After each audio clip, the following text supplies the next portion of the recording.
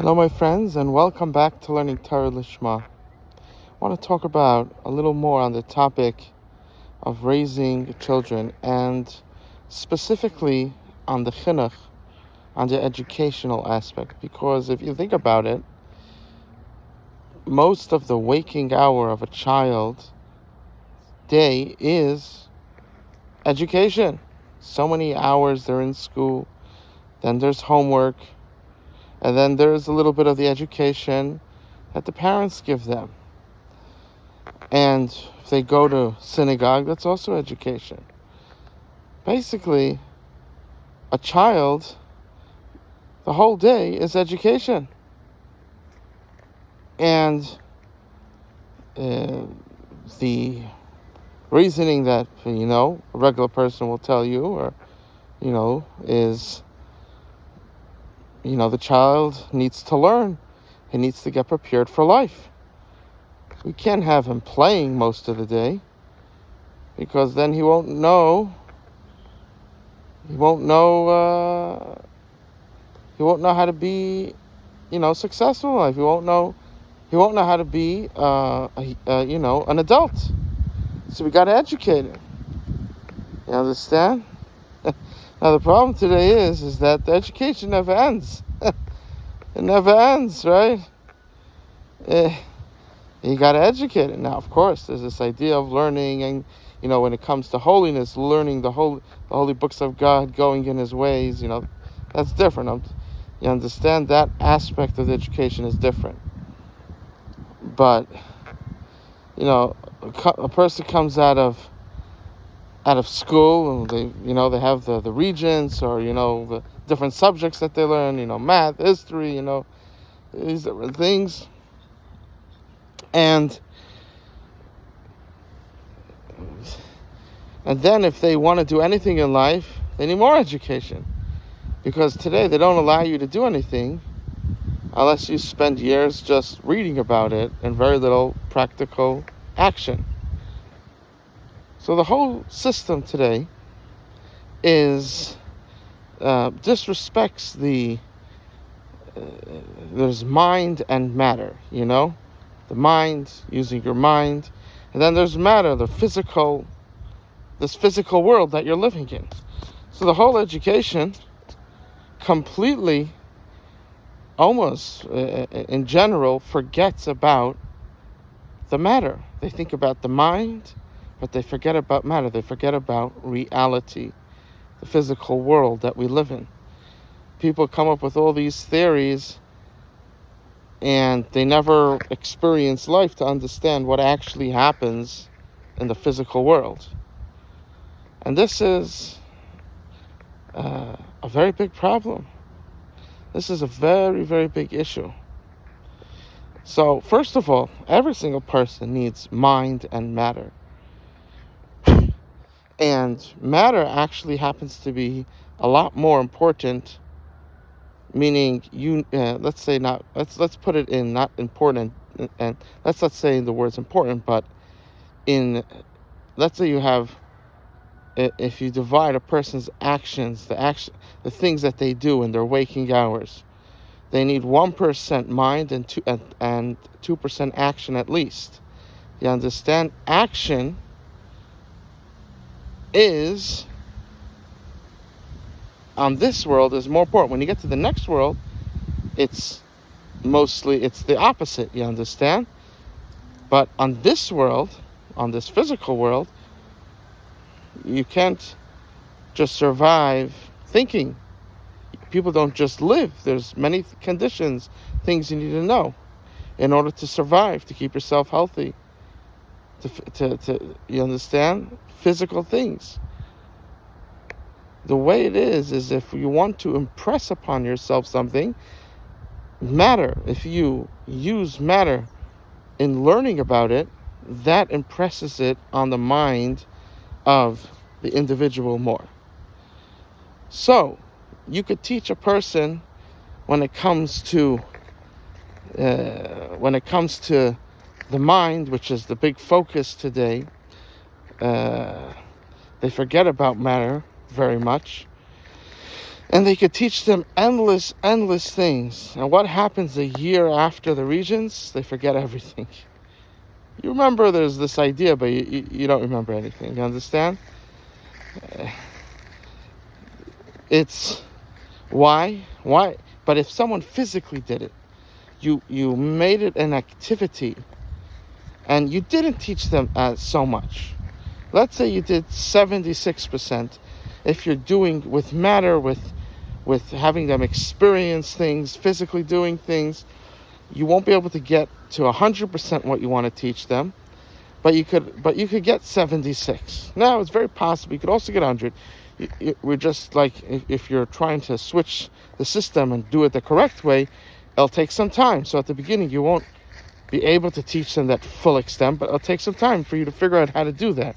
But let's say you could only be 76. If a person physically did it, do you think they're ever going to forget it? They'll never forget it. As opposed to when it's just the mind, maybe they retain 10 to 15%. Max 20. That's it. So this is extremely important. That the way to teach children is not by, and even as a person in an older age, the way to teach is through action. Now, there's X amount of, you need mind and matter. Like we said, it's a 2-to-1 ratio, 1% mind, 2% matter. That's like on a basic level. Now, if you do that, if you wanted to make a general system, you understand, you wanted to make, people that are rich could afford more, making something perfect for their child, having it, there's people that are more mind, there's people that are more matter, you understand, you wanted to make something that fits. So if a person has money, they could, get a teacher, a private teacher, and make it, more aimed towards the child. There's people that, you understand, there's people that love the mind. They love spending time in their mind. You understand? And then there's other children that they love, spending time in the physical world. And you teach them through that. Will you get everything? That I can't tell you. But will you get most? Yes. Will they remember that if you do it in that way? Yes. That's what I could tell you. Now, when you're making a system, sometimes it can be difficult you want to make one system that is, if you were making a system and you wanted to make it that it, just one system and that fits everybody in a more broader context, it would have to be the 2-to-1 ratio. You understand? That you teach them through physical, 2-to-1 ratio. And of course, that will be more money, this, that, but the kids will retain what they teach you. They're not going to be bringing guns to school. They're not going to be crying about school. Teachers won't have a hard time teaching them as they'll be happy about it. And most of all, they'll remember it. It'll actually impact them for life. That's why these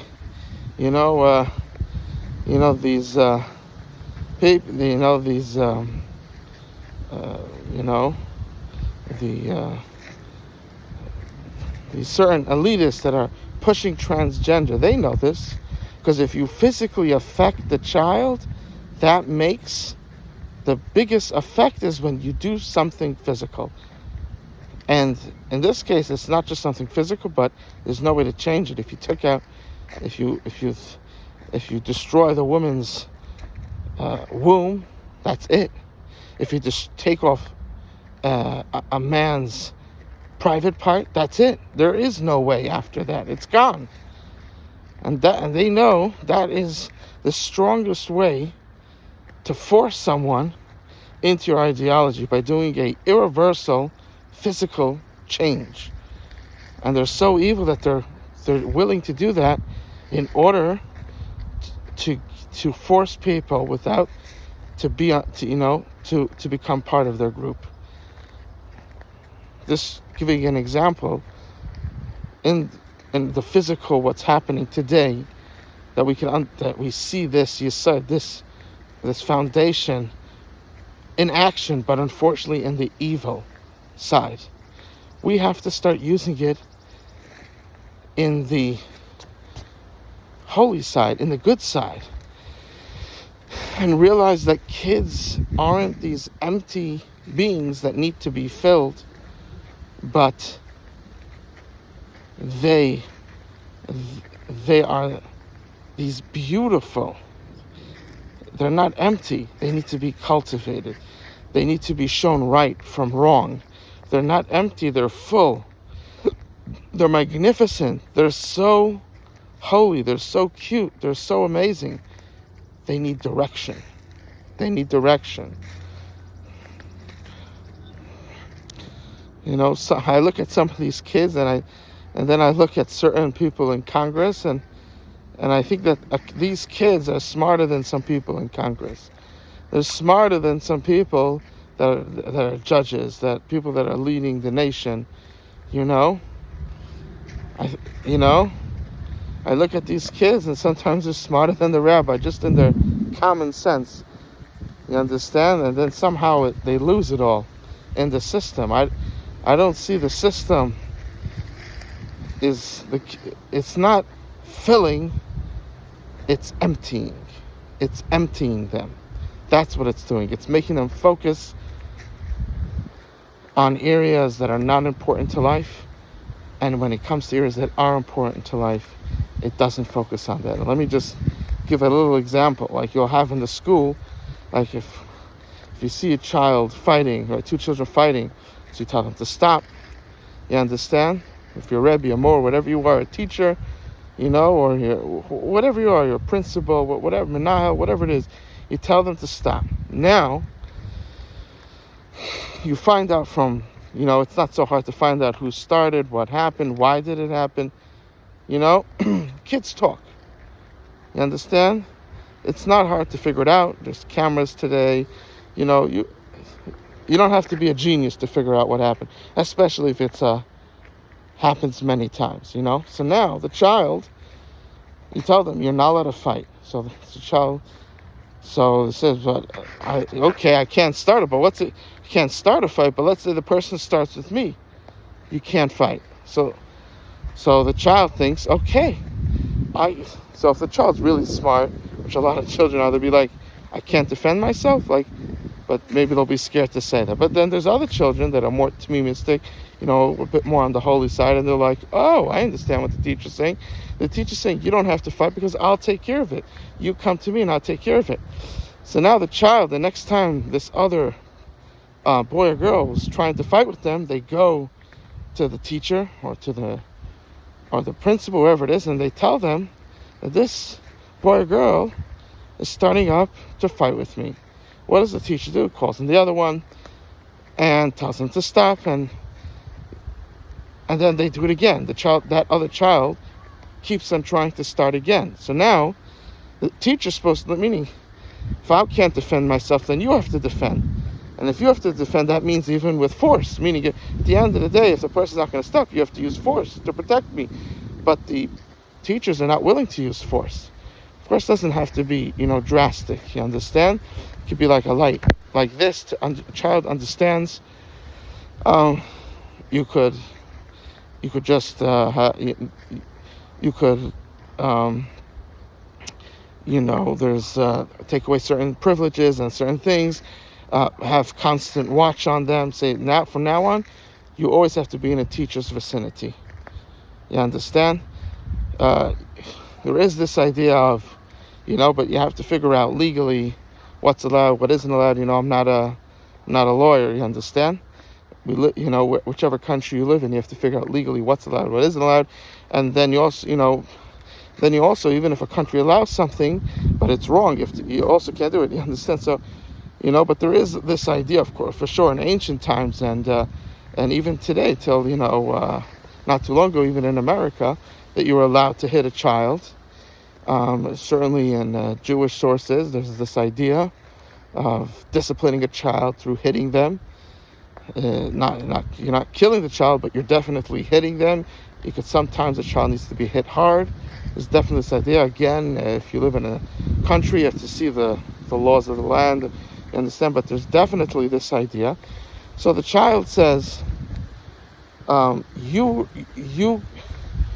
just talk, you don't do anything, right? And at the end of the day, let's say you're in a place that they don't allow you to hit the child, things like that. You're not going to hit them. But if I hit them, then I could defend myself. But you're saying I can't, and you can't defend me. So what happens is the brute takes control of the place. And everybody, the whole school, all the administration comes focused on how to help to get this brute, how to help them, and they forget about helping the regular good kids. You understand?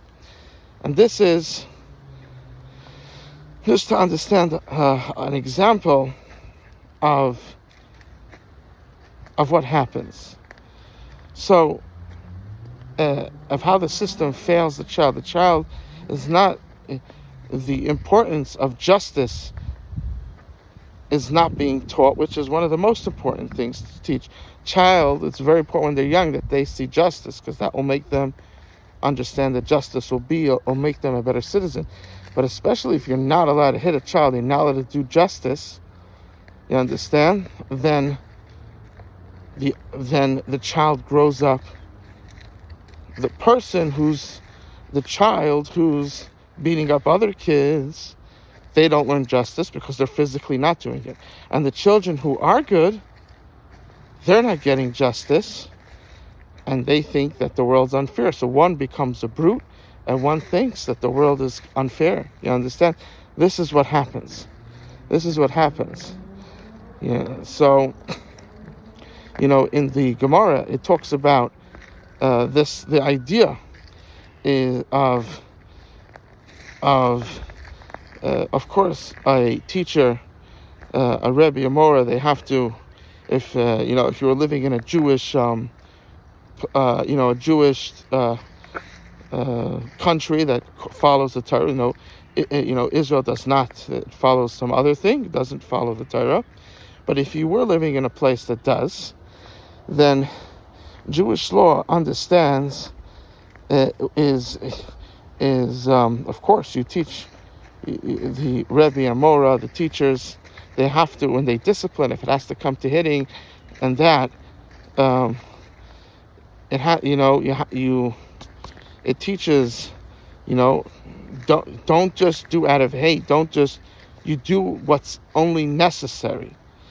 And if a teacher, sometimes they could go overboard a bit, you don't prosecute them for that. You understand? Because it's understood that sometimes you make mistakes, sometimes circumstance, whatever it is, sometimes that happens. You understand?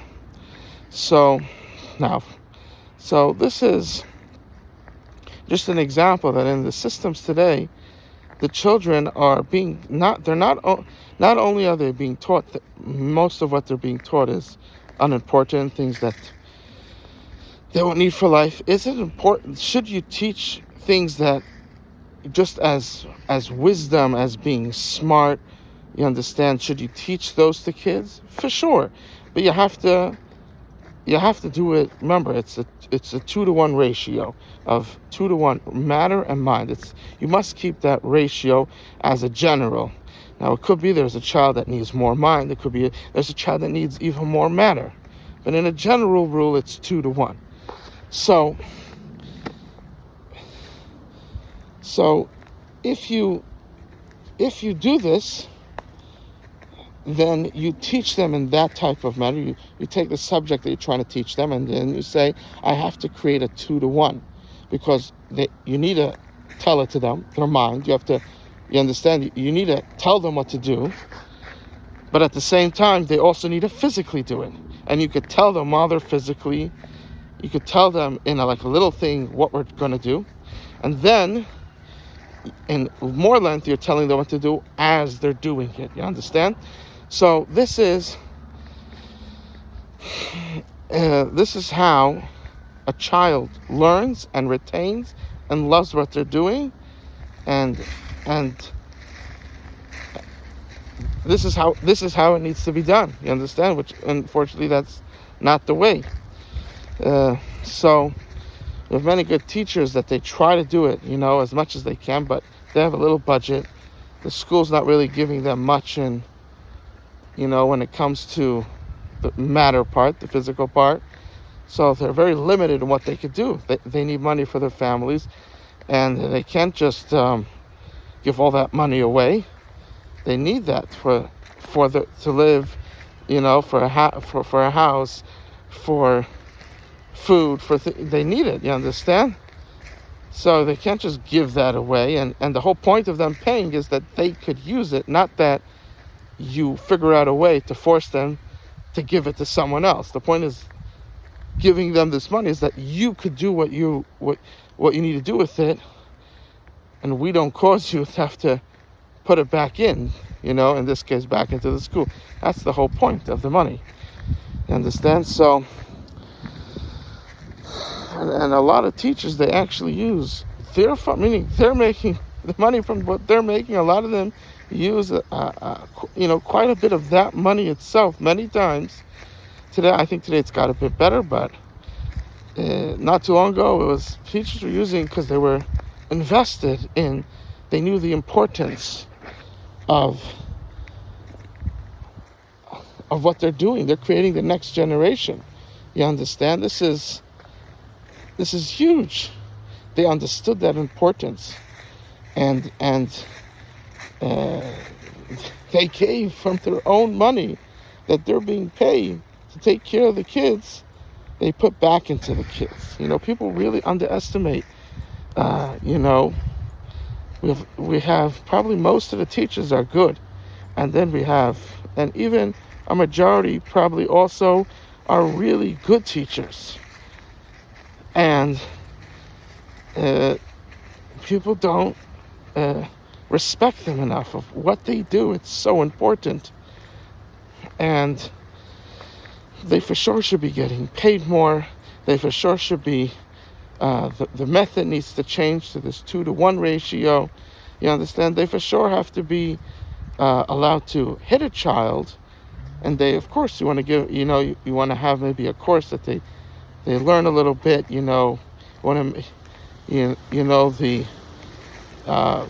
teach them that, you don't have to hit hard for a kid to get a message. Most kids, you just give them a light tap, but you do it as a hit and they could get the point. You understand?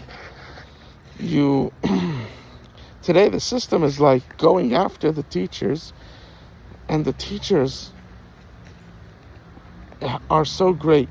You understand? Now, the system itself doesn't vet very well. They just, because there's first of all, they don't, because they're lazy. Why should they?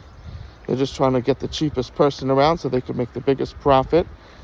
Because the school gets this amount of money, so the less they have to get to the teacher, the more money they make. So that's one big issue. And another issue is that the teachers are not really being vetted. You have to really, there's literally teachers that you just go to their social account and you see they don't even do the effort to go to the social accounts of the people that they're hiring. And most people today, especially in the non-Jewish world and the Gentile world, for sure, almost everybody has a social account. They don't even do the effort to go there and see, what does this person tweet? What does this person say? They don't even do that effort. And really, you have to, each teacher, instead of us making sanction upon sanction on teachers, and every time a story happens focusing on what the teacher did, we have to focus on the people who are letting these type of teachers in that should have never been let in. And then not only that, the teacher just goes to a different place, a different town, and then gets accepted there. You understand? There has to be more of a communal base, like you could go if a teacher does certain things, they're put on this communal base that people can check for teachers. You understand? And places in and of itself have to really check a teacher. Have a psychologist online that is able to, someone, what does a psychologist mean? It doesn't mean someone that went to Yale and Harvard and learned psychology. It's nice, but that's not what it means. A psychologist means someone who's very smart and went through life and is a good person. That's a psychologist. You understand? That, according to the Jewish view, that's the type of person that in the Jewish view you would call a psychologist. Going through life, staying a good person, becoming better, and being very smart.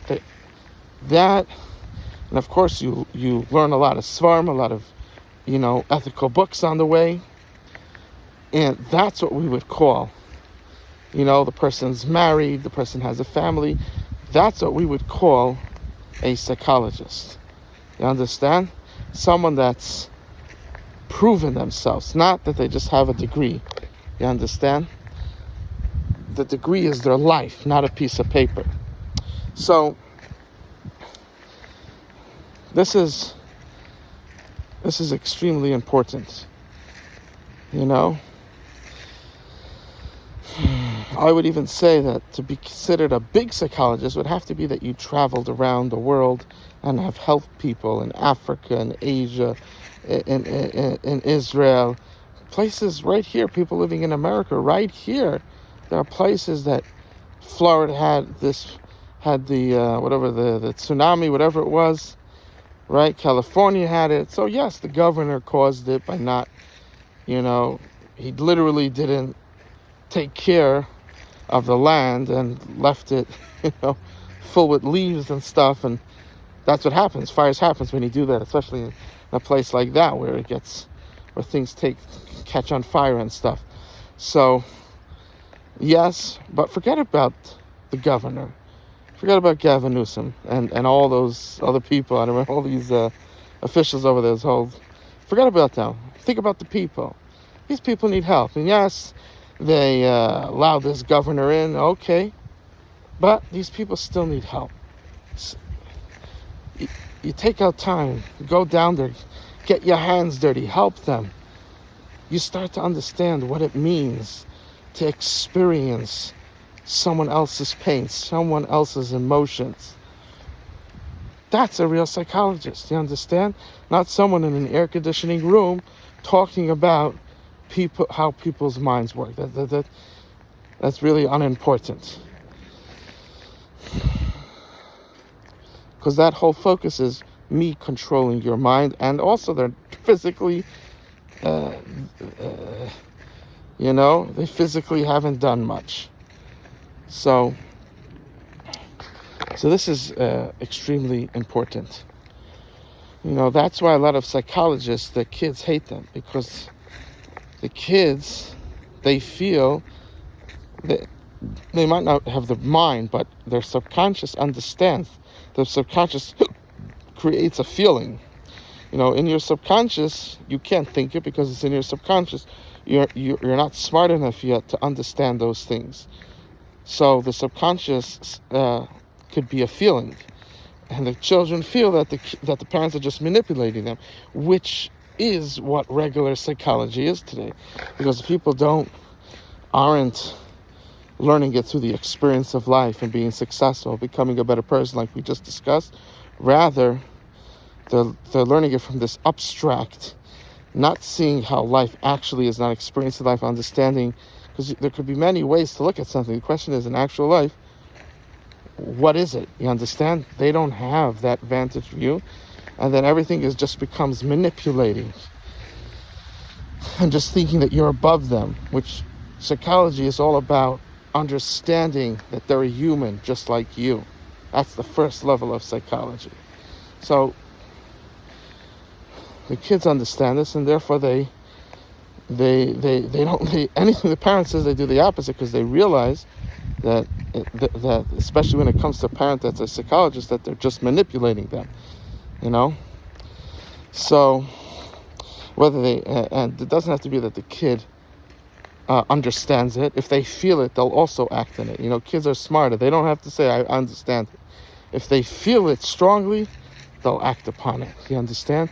They understand that feeling something strongly is also a sense of wisdom. It's just that you don't have the brain yet to understand it. So this is, so this is extremely important. Instead of sanctioning the teachers and focusing when this teacher did this, which is terrible. When you talk about what the teacher did, you publicize it, the children get affected, those families get affected. You understand? Instead, focus on the places that allowed such a teacher in and put sanctions on them instead. Tell them you have to check more. And when things bad happen, tell them, you have to check more. Force them and make them that because they didn't check, they lose X amount of money from their pockets, not from the teachers. You understand? This is what needs to be done.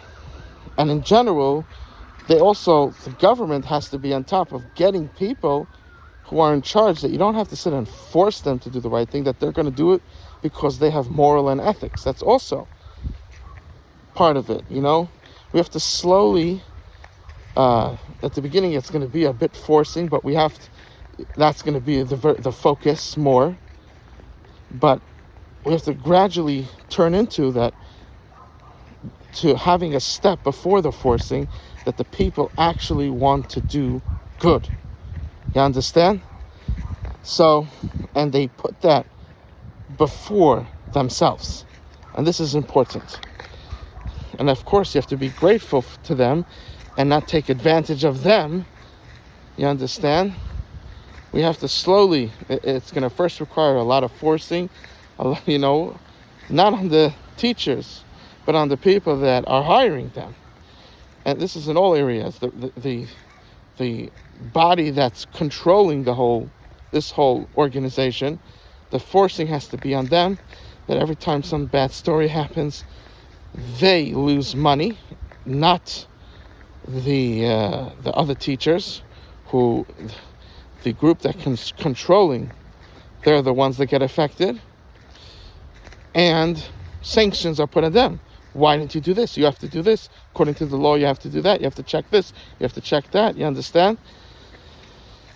And then from there, to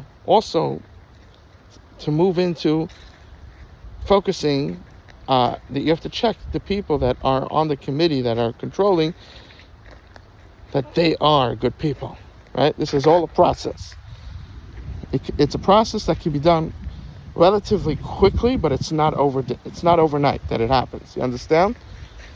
If people were sincere, it could be done in a relatively quick pace, but don't kid yourself that it's going to happen overnight. You understand?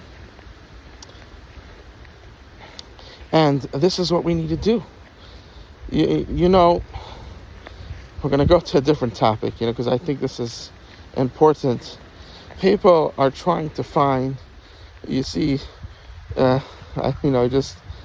people complaining about this and that, saying this person's bad and that person's bad for this and that. Where does all the corrosiveness happen?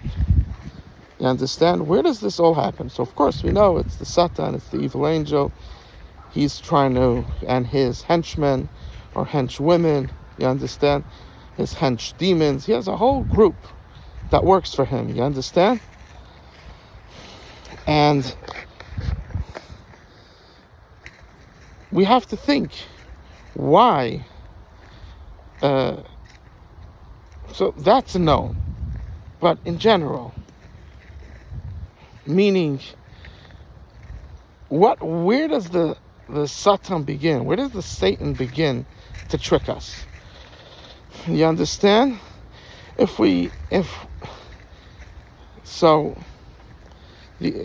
put it this way. There are certain things that if we fix, it massively changes us in our life. You understand? There are certain things that you do that massively change. For good, or God forbid, for bad. One of those big things is how we treat children, how we treat young adults. If we would focus on giving the children, the young adults, this proper education, make it better. You understand? We talked about this 2-to-1 ratio, but we could even have two classes, one that's more mind focused and one that's more matter focused. You understand?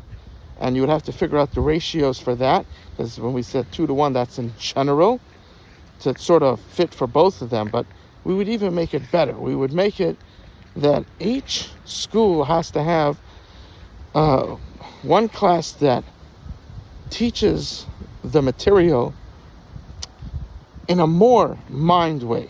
You understand? Like 4/5. You understand? And then for people that are mind, they some type of ratio. I think it's not 4/5. I think they need, maybe it's like 3.5 or 3/5, mind, and then and then matter too. You have to see, that you'd have to, I don't know the exact ratios, but it would be something like that. We would focus completely. Now again, that's a later step. We could first start with 2/3, you understand, of matter, one third, 1/3 mind, for sure that's how we begin. But we should want to get there. You understand? But don't start with that, because then you won't get anything done. This is something that's attainable, that people could grasp. But once we grasp that, then, the majority grasp that, then they'll be able to grasp how they could even help the children more by creating these two types of classes. There's the mind class and the matter.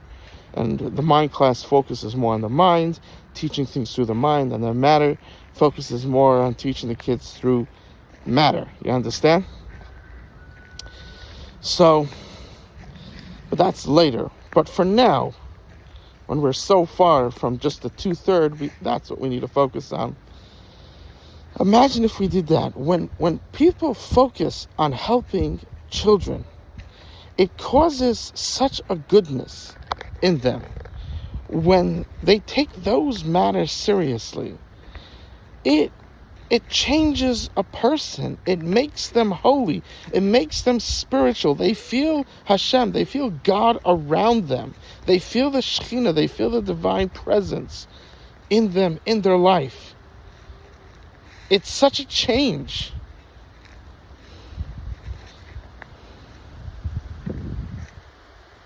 And this is what we need to be doing. We need to be focusing on these young adults, these children. We have to be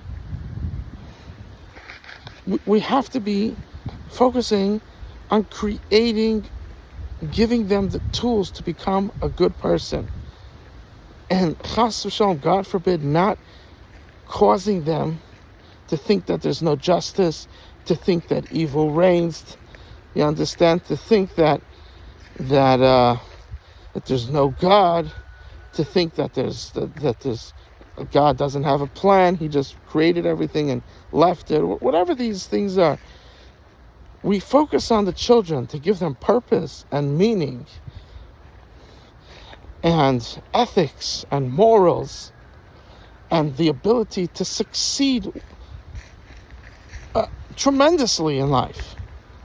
Do you think if we did that, any child, we would be constantly fighting against the children about fentanyl and I don't know, all these different things that unfortunately even today young kids end up in? You think that would be happening?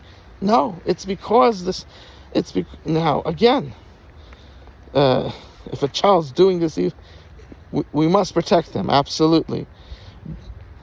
You understand? We're not saying because you didn't do this, so now don't do that. No, of course, you have to. This is also a beginning point. To take it seriously and get rid of the drugs in the country, absolutely. But we also need to take seriously how we're teaching them. Why are they doing it? Because they feel empty inside. They're trying to find self. And when they take these psychedelics for a brief moment, however long it lasts, some last 30 minutes, some a few hours, they feel self. And if we would have given it to them, then they never would have turned to this. And that's what we have to be focusing on. And everybody has to do their utmost in their scenario, what they could do. If you're a parent, you can't take control of the school, but you could first focus on how you teach children, when you're with them, that it's a 2-to-1 ratio. You could focus on knowing that there's a God. I understand you don't want to just believe and have no proof. So there's plenty places you could go to get proof that there's God and proof that God has a mission. He has a purpose for this world. That's not difficult, you understand? And start bringing up your kids with ethics and morals. And if we would do this, if we do this, then all of a sudden, then we could start, people see that, and then people want to join you, and eventually get the community together, and you change things, you put in people in control that are good in the schools, in your town, and you're not just greedy and looking for who gives you the money or these benefits and these things. You know why? Because you think about the kids. And you know why? Because you're successful. You're successful. When you start going in the ways of holiness, you start becoming successful in life. Things start to work. And now, you could take care of yourself. You understand? And everything just gets better and better and better. And it all starts caring about the kids, caring about the young adults. It all starts there. That's where it starts. And if we do this, I am sure God is going to bring huge blessing in your life. Sometimes you'll have the Satan, he'll try to manifest something bad, this, that. But if you stick to it, you're going to see the blessing of, it's like you have the dam that the beavers built, and but then the waters are so powerful, it breaks through, and all of a sudden the whole place gets flooded with water, and everything has all the water that it needs to grow. This is, if you go in God's way, you're going to break through. We don't have control about other angels trying to hurt us. We're not a Kabbalist, you understand? But if we continue to do good, the good that Hashem wants to send us, will break through all those barriers and come like a tsunami, but a tsunami of good, a tsunami of spirituality towards us and helping us and improving everything. This is the promise of Hashem. This is the promise of God. May we go in His ways. May we feel His love. I love you, and Hashem loves you more.